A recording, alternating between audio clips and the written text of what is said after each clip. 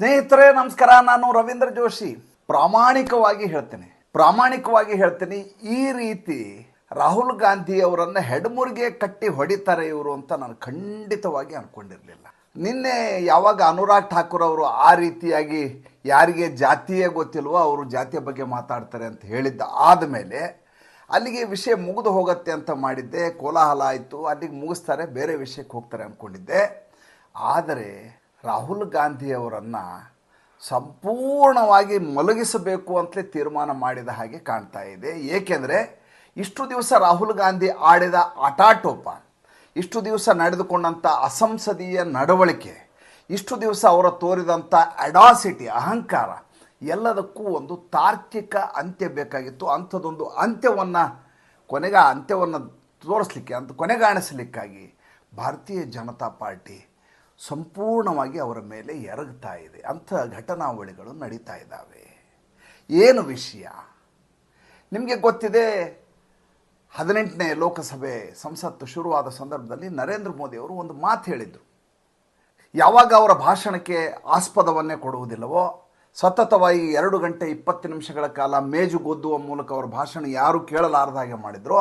ಆ ಸಂದರ್ಭದಲ್ಲಿ ಒಂದು ಮಾತನ್ನು ನರೇಂದ್ರ ಮೋದಿ ಅವರು ಹೇಳಿದರು, ಯಾರ್ಯಾರಿಗೆ ಯಾವ್ಯಾವ ಭಾಷೆಯಲ್ಲಿ ಉತ್ತರ ಕೊಡಬೇಕು ಅದೇ ಭಾಷೆಯಲ್ಲಿ ಇನ್ನು ಮುಂದೆ ಉತ್ತರ ಕೊಡಲಾಗುವುದು. ಏನು ಈ ದೇಶದಲ್ಲಿ ಎಕೋಸಿಸ್ಟಮ್ ಅಂತ ಇದೆ ಅದನ್ನು ಬ್ರೇಕ್ ಮಾಡಲಾಗುವುದು ಎನ್ನುವಂಥ ಮಾತನ್ನು ಹೇಳಿದರು. ನಾನು ಅವತ್ತು ನಂಬಿರಲಿಲ್ಲ.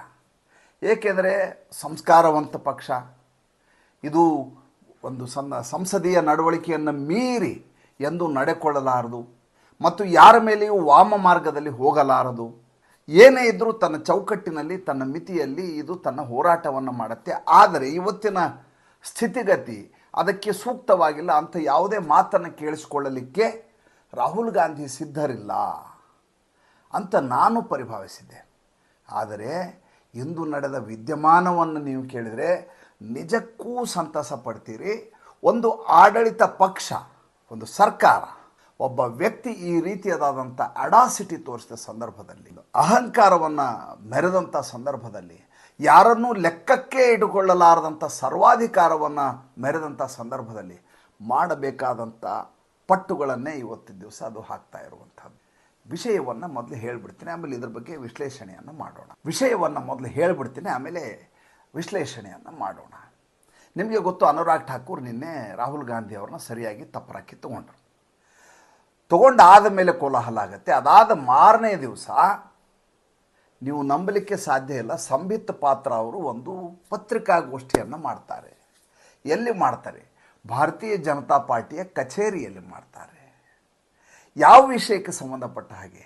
ಇದೇ ವಿಷಯಕ್ಕೆ, ಜಾತಿ ಜನಗಣತಿಯ ವಿಷಯಕ್ಕೆ ಸಂಬಂಧಪಟ್ಟ ಹಾಗೆ, ರಾಹುಲ್ ಗಾಂಧಿ ಅವರ ನಡೆಯ ಸಂಬಂಧಪಟ್ಟ ಹಾಗೆ, ಅಸಂಸದೀಯ ನಡವಳಿಕೆಗೆ ಸಂಬಂಧಪಟ್ಟ ಹಾಗೆ, ರಾಹುಲ್ ಗಾಂಧಿ ಅವರ ಅಹಂಕಾರಕ್ಕೆ ಸಂಬಂಧಪಟ್ಟ ಹಾಗೆ, ಅವರ ಸರ್ವಾಧಿಕಾರಕ್ಕೆ ಸಂಬಂಧಪಟ್ಟ ಹಾಗೆ ಎಲ್ಲವನ್ನು ಎಳೆ ಎಳೆಯಾಗಿ ಯಾವುದೇ ಮುಜುಗರ ಇಲ್ಲದೆ, ಯಾವುದೇ ಭಯ ಇಲ್ಲದೆ, ಯಾವುದೇ ಆತಂಕ ಇಲ್ಲದೆ ಎಲ್ಲವನ್ನು ಬಿಡಿಸಿ ಇಡ್ತಾರೆ. ಏನಂತ ಹೇಳಿದರು ಮೊದಲು ಹೇಳಿಬಿಡ್ತೀನಿ.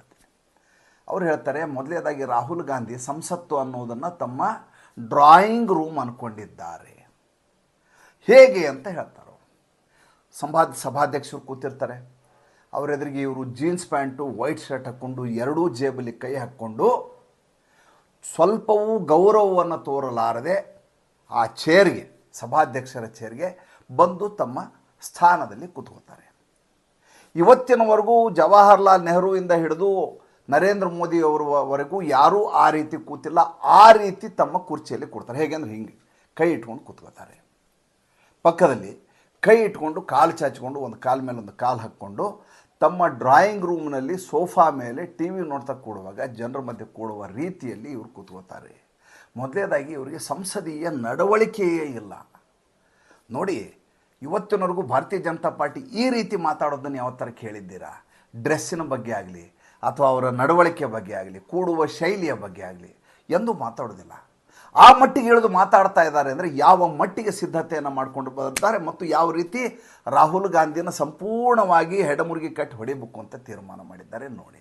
ಅದಾದ ಮೇಲೆ ಹೇಳ್ತಾರೆ, ಇವರು ಬೇರೆಯವರ ಜಾತಿಯನ್ನು, ಯಾರ ಜಾತಿಯನ್ನು ಬೇಕಾದ್ರೆ ಕೇಳ್ತಾರೆ. ಪ್ರತಾಪ್ಗಢದಲ್ಲಿ ಜಡ್ಜ್ಗಳ ಜಾತಿಯನ್ನು ಇವರು ಕೇಳಿದರು.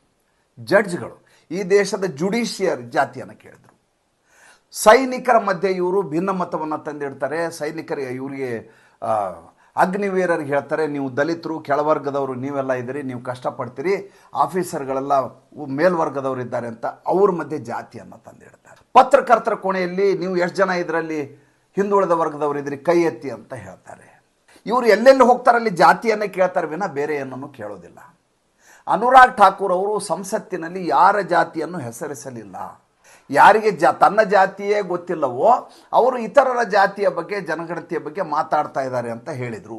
ಸಂಸದೀಯ ನಡವಳಿಕೆಯಲ್ಲಿ ಹೆಸರನ್ನು ಬಳಸಬಾರದು ಅನ್ನುವುದನ್ನು ಭಾರತೀಯ ಜನತಾ ಪಾರ್ಟಿ ಅಕ್ಷರಶಃ ಪಾಲಿಸ್ತಾ ಇದೆ. ಆದರೆ ರಾಹುಲ್ ಗಾಂಧಿ ಯಾವ ಸಂಸದೀಯ ಕಾನೂನು ನಿಯಮಾವಳಿಗಳನ್ನು ಪಾಲಿಸ್ತಾ ಇಲ್ಲ. ಮೊದಲನೇದಾಗಿ ಅವರು ಫೋಟೋ ಹಿಡ್ಕೊಂಬರ್ತಾರೆ. ಫೋಟೋ ಹಿಡ್ಕೊಂಬರ್ಲಿಕ್ಕೆ ಅವಕಾಶ ಇಲ್ಲ, ಆದರೆ ಇವರು ಫೋಟೋ ಹಿಡ್ಕೊಂಬರ್ತಾರೆ. ಅದನ್ನು ಕಟ್ ಮಾಡಿದರೆ ನನ್ನ ಭಾಗವನ್ನು ಕಟ್ ಮಾಡಲಾಗಿದೆ, ನಾನು ಮಾತಾಡೋದನ್ನು ಕತ್ತರಿಸಲಾಗಿದೆ, ಮಮ್ಮಿ ಮಮ್ಮಿ ಅಂತ ಮಮ್ಮಿ ಹತ್ರ ಓಡಿ ಹೋಗ್ತಾರೆ. ನೋಡಿ, ಅವ್ರು ಹೇಳಿರೋ ಮಾತನ್ನು ನಾನು ನಿಮ್ಗೆ ಹೇಳ್ತಾ ಇರೋದು. ಅವರ ಭಾಗವನ್ನು ಯಾವುದು ಅಸಂಸದೀಯವಾಗಿದೆಯೋ, ಅನ್ಕಾನ್ಸ್ಟಿಟ್ಯೂಷನಲ್ ಇದೆಯೋ ಅದನ್ನು ಕತ್ತರಿಸಲಾಗತ್ತೆ. ಲೋಕಸಭಾ ಟಿ ವಿ ಇದೆಯಲ್ಲ, ಅದು ಆ ಭಾಗವನ್ನು ಎಡಿಟ್ ಮಾಡುತ್ತೆ, ಯಾಕೆಂದರೆ ಅದು ಆ ಕಾನೂನು ವಿರೋಧವಾಗಿದ್ದು. ಹಾಗೆ ಮಾಡಿದಂಥ ಸಂದರ್ಭದಲ್ಲಿ ರಾಹುಲ್ ಗಾಂಧಿ ಮಮ್ಮಿ ಮಮ್ಮಿ ನಂದು ಕಟ್ ಮಾಡಿದ್ದಾರೆ ಅಂತ ಓಡಿ ಹೋಗ್ತಾರೆ. ಇವರು ಚೈನಾಗೆ ಹೋಗಿ ಅಗ್ರಿಮೆಂಟ್ ಮಾಡ್ಕೊಂಬಂದಿದ್ದಾರೆ. ಜಾರ್ಜ್ ಸೋರೋಸ್ ಹತ್ರ ಕಮಿಟ್ಮೆಂಟ್ ಮಾಡ್ಕೊಂಬಂದಿದ್ದಾರೆ, ಈ ದೇಶದಲ್ಲಿ ನಾನು ಈ ರೀತಿ ಸಿವಿಲ್ ವಾರ್ ಮಾಡಿಸ್ತೀನಿ, ಈ ರೀತಿ ಗಲಾಟೆ ಮಾಡ್ತೀನಿ. ನೋಡಿ, ಎರಡನ್ನೂ ಅವರೇ ಹೇಳಿದ್ದು. ಒಬ್ಬ ವ್ಯಕ್ತಿಗೆ ಈ ರೀತಿ ಮಾತಾಡಬೇಕು ಅಂತಂದರೆ ಯಾವ ಮಟ್ಟಿಗೆ ರೋಸಿ ಹೋಗಿರಬೇಕು ಈತನ ನಡವಳಿಕೆ ಅನ್ನೋದನ್ನು ನಾವು ಆಲೋಚನೆ ಮಾಡಬೇಕು. ಸಂಬಿತ್ ಪಾತ್ರ ಹೇಳ್ತಾರೆ, ಚೈನಾಗೆ ಹೋಗಿ ಇವರು ಅಗ್ರಿಮೆಂಟ್ ಮಾಡ್ಕೊಂಬಂದಿದ್ದಾರೆ, ಭಾರತದಲ್ಲಿ ಈ ರೀತಿ ವಿಭಜನೆ ಮಾಡ್ತೀನಿ ಅಂತ. ಜಾರ್ಜ್ ಸೋರೋಸ್ ಮಾತನ್ನು ಇವರು ಕೇಳ್ತಾರೆ ಅನ್ನುವಂಥ ಮಾತನ್ನು ಹೇಳ್ತಾರೆ, ಬಹಿರಂಗವಾಗಿ ಹೇಳ್ತಾರೆ. ಅಷ್ಟೇ ಅಲ್ಲ, ತಿಂಗಳಿಗೆ ಮೋಟಾ ದುಡ್ಡನ್ನು ತೊಗೋತಾರೆ, ದೊಡ್ಡ ರಕಮನ್ನು ತೊಗೋತಾರೆ ಇವರು ಅಂತ ಹೇಳ್ತಾರೆ, ಅವ್ರ ಮೇಲೆ ಆರೋಪ ಮಾಡ್ತಾರೆ. ಅಷ್ಟೇ ಅಲ್ಲ, A1 A2 ಇವರು ಅಂತ ಹೇಳ್ತಾರೆ. ನ್ಯಾಷನಲ್ ಹೆರಾಲ್ಡ್ ಪ್ರಕರಣದಲ್ಲಿ ಸುಪ್ರೀಂ ಕೋರ್ಟ್ನಲ್ಲಿ A1 A2 ಆರೋಪಿ ನಂಬರ್ 1, ಆರೋಪಿ ನಂಬರ್ 2 ಇವರು. ಸೋನಿಯಾ ಗಾಂಧಿ ಆರೋಪಿ ನಂಬರ್ 1, ರಾಹುಲ್ ಗಾಂಧಿ ಆರೋಪಿ ನಂಬರ್ 2 ಅಂತ ಹೇಳ್ತಾರೆ. ಹಲ್ವಾದ ಬಗ್ಗೆ ಮಾತಾಡ್ತಾರೆ, ಅಲ್ಲಿರುವವ್ರ ಜಾತಿ ಬಗ್ಗೆ ಮಾತಾಡ್ತಾರೆ. ಇವು ಯಾರ ಬಗ್ಗೆ ಜಾತಿ ಬಗ್ಗೆ ಮಾತಾಡಿಲ್ಲ ನನಗೆ ಹೇಳಿ. ಜಡ್ಜ್ಗಳ ಬಗ್ಗೆ ಜಾತಿ ಮಾತಾಡ್ತಾರೆ, ಸೈನಿಕರ ಜಾತಿಯ ಬಗ್ಗೆ ಮಾತಾಡ್ತಾರೆ, ಪತ್ರಕರ್ತರ ಜಾತಿ ಮಾತಾಡ್ತಾರೆ, ಪತ್ರಕರ್ತರ ಮಾಲೀಕರ ಜಾತಿ ಮಾತಾಡ್ತಾರೆ, ಫೈನಾನ್ಸ್ ಸೆಕ್ರೆಟರಿಯೇಟ್ನಲ್ಲಿರೋ ಅಧಿಕಾರಿಗಳ ಬಗ್ಗೆ ಜಾತಿಯ ಬಗ್ಗೆ ಮಾತಾಡ್ತಾರೆ, ಹೋದಲ್ಲೆಲ್ಲ ಜಾತಿಯ ಬಗ್ಗೆ ಮಾತಾಡ್ತಾರೆ. ನಿನ್ನ ಜಾತಿ ಯಾವುದು ಅಂದಾಗ ಈ ಮನುಷ್ಯನಿಗೆ ರೇಗಿ ಹೋಗುತ್ತೆ. ಈತ ಸೋಮನಾಥ್ ದೇವಾಲಯಕ್ಕೆ ಹೋದ ಸಂದರ್ಭದಲ್ಲಿ ಒಂದು ಹಿಂದೂ ರಿಜಿಸ್ಟ್ರಿ, ಒಂದು ನಾನ್ ಹಿಂದೂ ರಿಜಿಸ್ಟ್ರಿ ಇರುತ್ತೆ. ಈತ ನಾನ್ ಹಿಂದೂ ರಿಜಿಸ್ಟ್ರಿಯಲ್ಲಿ ತನ್ನ ಹೆಸರನ್ನು ಎಂಟ್ರಿ ಮಾಡ್ತಾರೆ. ಅವತ್ತಿನ ದಿವಸ ನಾನು ಪತ್ರಿಕಾಗೋಷ್ಠಿ ಮಾಡಿದ್ದೆ ಅಂತ ಸಂಬಿತ್ ಪಾತ್ರ ಹೇಳ್ತಾರೆ. ಇದು ನನಗೆ ಗೊತ್ತಿರಲಾರದ ವಿಚಾರ. ಇದು ಈತ ಸೋಮನಾಥ್ ದೇವಾಲಯಕ್ಕೆ ಹೋಗಿದ್ದು ನನಗೆ ಗೊತ್ತಿತ್ತು. ಆದರೆ ಸೋಮನಾಥ್ ದೇವಾಲಯಕ್ಕೆ ಹೋದಾಗ ಈತ ಹಿಂದೂ ಯಾರ್ಯಾರು ಭಕ್ತರು ಬರ್ತಾರೋ ಅವರು ರಿಜಿಸ್ಟ್ರಿಯಲ್ಲಿ ಸಹಿ ಹಾಕಬೇಕು. ಸಹಿ ಹಾಕುವಾಗ ಹಿಂದೂ ರಿಜಿಸ್ಟ್ರಿಯಲ್ಲಿ ಈತ ಸಹಿ ಹಾಕಬೇಕು ಲೆಕ್ಕದಂತೆ ಆತ ಹೇಳುವ ಪ್ರಕಾರ. ಯಾಕಂದರೆ ಕೌಲ್ ದತ್ತಾತ್ರೇಯ ಬ್ರಾಹ್ಮಣ ಅಂತ ಹೇಳ್ಕೊತಾರಲ್ವ, ಆದ್ದರಿಂದ ಹಿಂದೂ ಲೆಕ್ಕ ಅಲ್ವಾ. ಆದರೆ ಅವರು ನಾನ್ ಹಿಂದೂ ರಿಜಿಸ್ಟ್ರಿಯಲ್ಲಿ ಸಹಿ ಹಾಕಿದಾರಂತೆ. ಆಮೇಲೆ ಹೀಗೆ ನಾನು ಹಿಂದೂ ರಿಜಿಸ್ಟ್ರಿಯಲ್ಲಿ ಸಹಿ ಹಾಕಿದ ಮೇಲೆ ಈ ಮನುಷ್ಯ ನಾನು ಕೌಲ್ ದತ್ತಾತ್ರೇಯ ಗೋತ್ರ ಅಂತ ಕೋರ್ಟ್ ಮೇಲೆ ಜನಿವಾರ ಹಾಕ್ಕೋತಾರೆ. ಅಂದರೆ ಇವರೇ ತಮ್ಮ ಜಾತಿಯ ಕುರಿತು ಈ ರೀತಿಯಾದಂಥ ದುವಿಧಾ ನೀತಿಯನ್ನು ಇಟ್ಕೊಂಡಿದ್ದಾರೆ, ದ್ವಂದ್ವ ನೀತಿಯನ್ನು ಇಟ್ಕೊಂಡಿದ್ದಾರೆ. ಇತರರಿಗೆ ಇವರು ಜಾತಿಯ ಬಗ್ಗೆ ಕೇಳ್ತಾರೆ. ಇವರ ಒಟ್ಟು ನಡವಳಿಕೆ ಸಂಸತ್ತಿನಲ್ಲಿ ಯಾವ ರೀತಿ ಮಾತನಾಡಬೇಕು ಅನ್ನುವುದರ ಬಗ್ಗೆ ಕಿಂಚಿತ್ತೂ ಅರಿವಿಲ್ಲ. ಇವರು ನಾನು ಇರೋದೇ ಡಿಕ್ಟೇಟ್ ಮಾಡಲಿಕ್ಕೆ ಅಂತ ತಿಳ್ಕೊಂಡಿದ್ದಾರೆ. 99 ಎನ್ನುವ ನಂಬರ್ ಅಹಂಕಾರದ ನಂಬರು ಅಂತ ನಂಬರೇ ನಾವು ಹೆಚ್ಚಿನದು, ನಾವಿರೋದೇ ಅಹಂಕಾರ ಮಾಡಲಿಕ್ಕೆ ಅಂತ ಪರಿಭಾವಿಸಿದ್ದಾರೆ. ಆದರೆ ಅದಕ್ಕಿಂತ ದೊಡ್ಡದು 240 ಅನ್ನುವಂಥ ಕಲ್ಪನೆ ಅವರಿಗಿಲ್ಲ. ಇವರು ತಾವು ಇಲ್ಲಿ ಬಂದು ತಾನು ಏನು ಬೇಕಾದರೂ ಮಾತಾಡಬಹುದು, ಬೇರೆ ಯಾರೂ ಮಾತಾಡಬಾರದು ಅಂತ ರಾಹುಲ್ ಗಾಂಧಿ ತೀರ್ಮಾನ ಮಾಡಿದ್ದಾರೆ. ಆ ರೀತಿ ನಡೆಯೋದಿಲ್ಲ. ಈ ಸಂಸತ್ತಿನಲ್ಲಿ ನಾನು ಮೊದಲ ಬಾರಿಗೆ ಸಂಸತ್ ಸದಸ್ಯನಾಗಿ ಬಂದಿದ್ದೇನೆ, ಹಿಂದಿನ ಬೆಂಚಿನಲ್ಲಿ ಕೂತಿದ್ದೇನೆ. ಅವ್ರು ಹೇಳೋ ಮಾತು ಸಂಬಿತ್ ಪಾತ್ರ ಹೇಳಿದ್ದನ್ನು ನಾನು ಅದನ್ನು ಪ್ರಥಮ ಪುರುಷದಲ್ಲಿ ಹೇಳ್ತಾ ಇದ್ದೇನೆ, ತಮಗೆ ಫಸ್ಟ್ ಪರ್ಸನ್ ಆಗಿ ಮಾತಾಡ್ತಾ ಇರೋದು. ನಾನು ಹಿಂದಿನ ಬೆಂಚಿನಲ್ಲಿ ಕುಳಿತಿದ್ದೇನೆ. ಸಂಸತ್ತಿನಲ್ಲಿ ಗಾಂಭೀರ್ಯ ಘನತೆಯಿಂದ ಜನ ಮಾತಾಡ್ತಾರೆ ಅನ್ನುವಂಥ ನಿರೀಕ್ಷೆ ನನ್ನಲ್ಲಿತ್ತು. ಆದರೆ ರಾಹುಲ್ ಗಾಂಧಿ ತೋರಿಸಿದಂಥ ನಡವಳಿಕೆ ನೋಡಿದ ಮೇಲೆ ಇವರು ಎಲ್ಲವನ್ನೂ ಬಿಟ್ಟು ಇಲ್ಲಿ ನಿಂತಿದ್ದಾರೆ, ಏನು ಬೇಕಾದರೂ ಮಾತಾಡ್ತಾರೆ ಅನ್ನುವುದು ನನಗೆ ಗೊತ್ತಾಯಿತು. ಇವರ ಉಪಸಭಾಧ್ಯಕ್ಷ ಇದ್ದಾರೆ ಗೌರವ್ ಗೊಗೊಯ್ ಅಂತ. ಅವರು ಸಭಾಧ್ಯಕ್ಷರ ಟೇಬಲ್ ಮುಂದೆ ಪೇಪರ್ ಹರಿದು ಹಾಕ್ತಾರೆ. ಇವರು ಯಾರಿಗೂ ಸಂಸತ್ತಿನ ಬಗ್ಗೆ ಗೌರವ ಇಲ್ಲ. ಇವರು ಮಾತೆತ್ತಿದ್ರೆ ಸಂವಿಧಾನ ಅಂತಾರೆ. ಸಂವಿಧಾನದ ಕಳಶವಾಗಿರುವಂಥ ಸಂಸತ್ ಭವನದ ಬಗ್ಗೆ ಅವಮರ್ಯಾದೆ ಮಾಡ್ತಾರೆ ಇವರು ಯಾವುದೇ ಕಾರಣಕ್ಕೂ ಈ ದೇಶದ ರೀತಿ ನೀತಿ ಸಂವಿಧಾನ ಇದಕ್ಕೆ ಅನುಗುಣವಾಗಿ ನಡ್ಕೋತಾ ಇಲ್ಲ. ಆದ್ದರಿಂದ ರಾಹುಲ್ ಗಾಂಧಿಯವರು ಕ್ಷಮೆ ಕೇಳಬೇಕು. ಜಾತಿ ಜನಗಣತಿ ಅನ್ನುವಂಥ ವಿಚಾರ ಮಾತನಾಡುವಾಗ ಯೋಚನೆ ಮಾಡಿ ಮಾತಾಡಬೇಕು. ಈ ದೇಶದಲ್ಲಿ ಜಾತಿಯನ್ನು ಮೀರಿ ಜನ ಬದುಕ್ತಾ ಇರುವಂಥದ್ದು, ಒಗ್ಗಟ್ಟಿನಿಂದ ಬದುಕ್ತಾ ಇದ್ದದ್ದು, ಐಕ್ಯತೆಯಿಂದ ಬದುಕ್ತಾ ಇರುವಂಥದ್ದು, ಸಮಗ್ರತೆಯಿಂದ ಬದುಕ್ತಾ ಇದ್ದದ್ದು.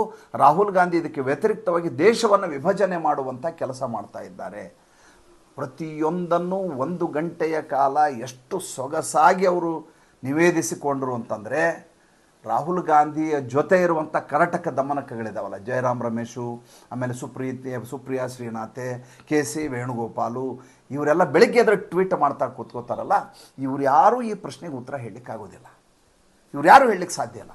ಆ ರೀತಿ ಪ್ರತಿಯೊಂದು ಹಂತದಲ್ಲೂ ರಾಹುಲ್ ಗಾಂಧಿಯ ರಾಜಕಾರಣದ ಜೀವನ, ಅವರು ಈ ಬಾರಿ ವಿರೋಧ ಪಕ್ಷದ ನಾಯಕರಾದ ಮೇಲೆ ಅವರು ತೋರಿಸಿದಂಥ ನಡವಳಿಕೆ, ಅವರ ನಡೆ, ಅವರ ಚಲನವಲನ, ಅವರು ಕುಳಿತುಕೊಳ್ಳುವಿಕೆ, ಅವರ ಡ್ರೆಸ್ಸು, ಅವರು ತೋರಿಸ್ತಾ ಇದ್ದಂಥ ಅವಮರ್ಯಾದೆ, ಲೋಕಸಭಾ ಸ್ಪೀಕರ್ಗೆ ಅವರು ತೋರಿಸುವಂಥ ಅಗೌರವ ಎಲ್ಲವನ್ನೂ ಬಿಡಿಸಿ ಹೇಳಿ ಪತ್ರಕರ್ತರ ಪ್ರಶ್ನೆ ಕೇಳಿ ಅಂದರು. ಪಾಪ ಪತ್ರಕರ್ತರು ಏನು ಪ್ರಶ್ನೆ ಕೇಳ್ತಾರೆ? ಬಾಯಿಗೆ ಬಂದಂಗೆ ಮಾತಾಡುವಂಥ, ಸುಳ್ಳು ಹೇಳುವಂಥ ರಾಹುಲ್ ಗಾಂಧಿಗೆ ಪ್ರಶ್ನೆ ಕೇಳಲಿಕ್ಕೆ ಹಿಂದೇಟು ಹಾಕಿ ಮುಜುಗರ ಪಡುವಂಥ ವ್ಯವಸ್ಥೆಯಲ್ಲಿರುವಂಥ ಸಂದರ್ಭದಲ್ಲಿ ಪಾಪ ಪತ್ರಕರ್ತರು ನಿಜ ಹೇಳಿದಾಗ ಏನು ಮಾಡೋಕ್ಕಾಗತ್ತೆ? ಎಲ್ಲವೂ ನಿಜ ಅಂತ ಪ್ರತಿಯೊಬ್ಬ ಪತ್ರಕರ್ತನಿಗೆ ಅಲ್ಲಿ ಗೊತ್ತಿದೆ. ಈ ಘಟನೆ ಆದಮೇಲೆ ನನಗೆ ಒಂದು ಅನಿಸಿದ್ದೇನಪ್ಪ ಅಂದರೆ, ಯಾವ ಮಾತನ್ನು ನರೇಂದ್ರ ಮೋದಿ ಹೇಳಿದ್ರಲ್ಲ, ಯಾರಿಗೆ ಯಾವ ಭಾಷೆಯಲ್ಲಿ ಉತ್ತರ ಕೊಡಬೇಕು ಅಂತ ನಮಗೆ ಗೊತ್ತಿದೆ, ಅವರಿಗೆ ಅವರದೇ ಭಾಷೆಯಲ್ಲಿ ನಾವು ಉತ್ತರ ಕೊಡ್ತೀವಿ ಅಂತ ಹೇಳಿದ್ರಲ್ಲ, ಅದನ್ನು ಸಾಧಿಸಿ ತೋರಿಸಿದ್ದಾರೆ ಅಂತ. ಇದರಿಂದ ರಾಹುಲ್ ಗಾಂಧಿ ಸೈಲೆಂಟ್ ಆಗಿಬಿಡ್ತಾರೆ ಅಂತ ನಾನು ಖಂಡಿತ ನೆಚ್ಕೊಳ್ಳೋದಿಲ್ಲ.